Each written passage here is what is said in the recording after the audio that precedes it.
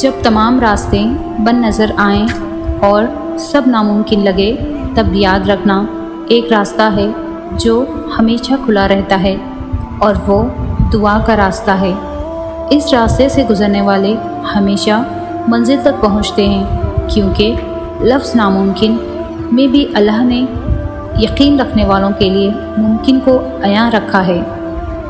جن دعاؤں کے بارے میں شیطان سب سے زیادہ ناممکن کے وسوسے دلائے، انہیں اور زیادہ یقین سے مانگا کرو، کیونکہ وہی دعائیں سب سے بڑی آزمائش ہوتی ہے، یقین کی آزمائش۔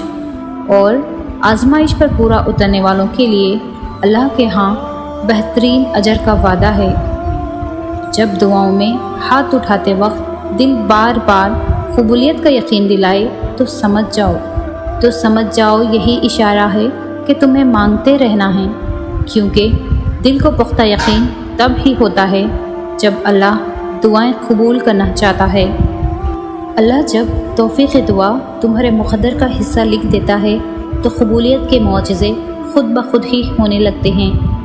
وہ اگر تمہاری پکار سننا چاہتا ہے تو تم بھی اس کو پکارتے رہو، پھر وہ تمہیں وہ بھی دے گا جس کے لیے تم اسے پکارتے ہو۔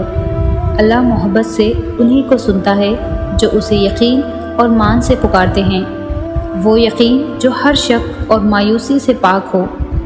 وہ انہیں کبھی خالی ہاتھ نہیں لوٹاتا، جو اسے منانے میں ہر حد تک آگے چلے جاتے ہیں۔